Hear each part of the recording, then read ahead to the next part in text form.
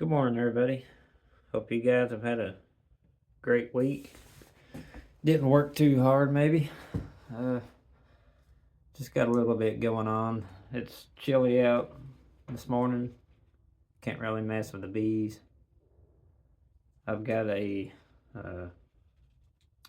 one of those little snake cameras, an inspecting scope, and I got it last year. That's what I used to quote unquote inspect my colonies in the cold. I just cram it in the entrance or the upper entrance and just take a peek, see what they're doing. But I got a video planned for that later on.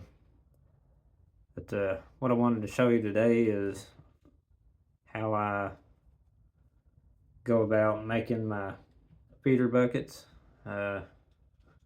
by trial and error. You see all the hole saws there in front of you, and the big hole saw. I also want to show you how I go about making my migratory lids. Once again, I don't have any wood, or I'd make one on video, but I hadn't drilled a hole in this one yet, so I just thought I'd share the measurements and stuff with you all, and hopefully you can use that to your advantage and make some of these suckers on your own if that's what you want to go for. And the reason I did it is I wanted to switch over to bucket feeding on some of the colonies, try it out, see how I liked it. It's been okay, but like I said, it was a lot of trial and error to figure out these buckets and what works for them plugs. But yeah, we'll just get right into it, I guess. I'll remove these other 3 hole saws for now, and I'll give you the measurements for my migratory lid. Now, this is pretty much, I would say, standard. Most of your boxes are 19 7/8 by 16 1/4, or 20 by 16 1/4. But you're just gonna make your main part of your lid right here that measurement, whatever your box is. Mine is 20 by 16 1/4. 20 by 16 1/4 across. And then these cleats, these are to help keep the wood from bowing in either direction. Those are, just scrap pieces of wood, 1.5 inches wide by your 16 1/4 wide, long, however you want to look at it. And on the bottom, I put rims underneath my lids.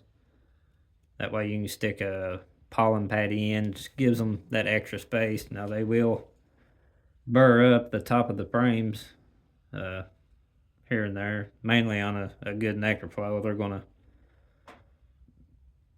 pretty much just wax every bit of that if they can. If you don't keep foundation on them or something for them to draw and work on, they'll fill that with burr comb. But that's not a problem, not my opinion. That's just more to scrape off and toss in a bucket and melt down later. But these rims are a half inch deep. And the way I do it is I just made one the length, or I keep saying length, the width of the lid. You'll have one on each end, and then I put the long pieces in between. You might want to do it different, but that'll be 16 1/4. And then between those, because they're 3/4 thick, I've got 18 3/8. So that's pretty much all there is to that. It's simple, it's nothing too hard or confusing about it. I also take a 2 3/4 hole saw. This thing, it's drilled several holes. It's about wore out. And in my migratory lids, I put in a mason jar lid. Now I use a solid lids when I'm not feeding. And I'll show you the purpose of that once I get this hole drilled. Grab my drill. Get my bit chuck.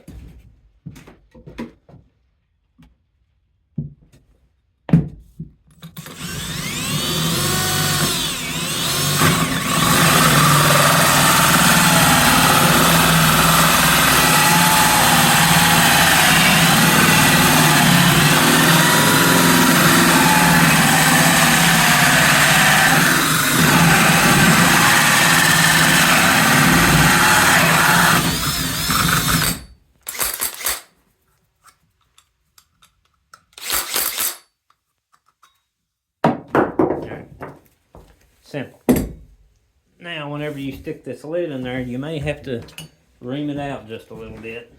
See, it's still a little tight. So I like to just use the edge of the hose saw and make it hold just a hair bigger.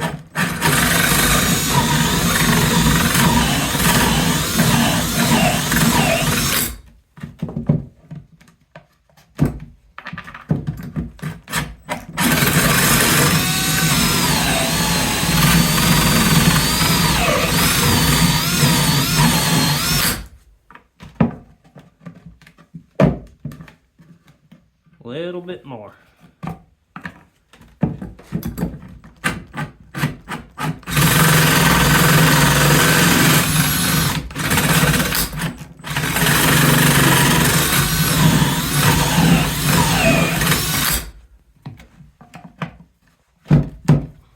There we go.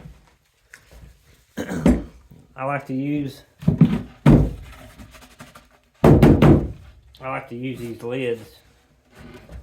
They've got this lip right here on the edge of them. When that snapped down in there, on the lids that are open, you know, they're made the same. You've got this lip, and it'll keep any kind of rainwater from washing down in over top of where that bucket's going to sit. Pop that out. Let me grab the. Yeah, here's one.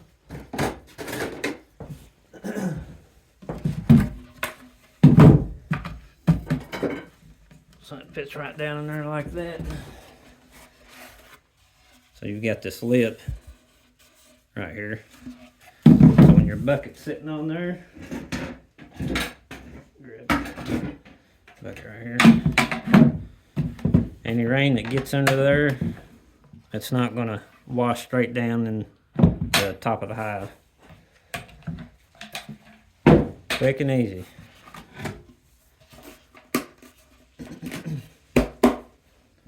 Alright, so there's the lid. Now for these, actually I'll set that up there and use that as a table.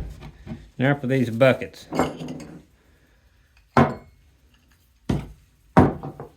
Trial and error for these buckets. What I did was, this is a hose saw you've got to have. Alright. Let's see if I can get this up here. It's a 1 31/32 50 millimeter hose saw. This is what you've got to have for these tent plugs.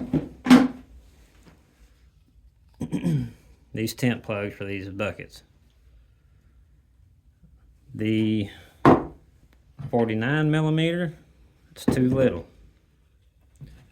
Yes, 1 millimeter makes a difference. The tent plug just will not fit in that hole. You could force it, but it would probably bend the lid down and create a leak. And the other hole right here would be this one.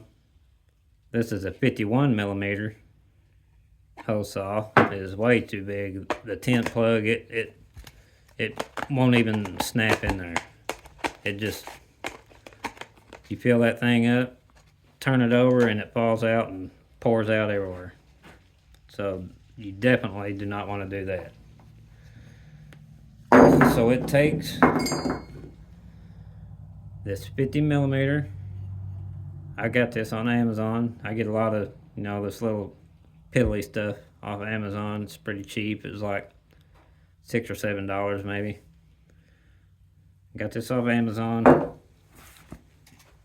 I usually get my buckets from Better Be, the buckets and lids. They're not too bad pricey. I mean, it's definitely affordable if you compare it to other feeders. But these tent plugs, I got these from Greg Burns at Nature's Image Farm. You can go to his website. He's got all kinds of different beekeeping things on there. He sells boxes. Awesome YouTuber. Great guy. So this is the bucket with the 50 millimeter hole. You can hear and feel that plug snap in there. Makes a good seal. That way whenever you invert the bucket, put it on your hive, it's not pouring syrup out all over the place. It's just what it needs to create that vacuum and hold that syrup up in there. So that's pretty much what I got for you all. Take this info and make some bucket feeders, make you some of these migratory lids if that's the route you want to go.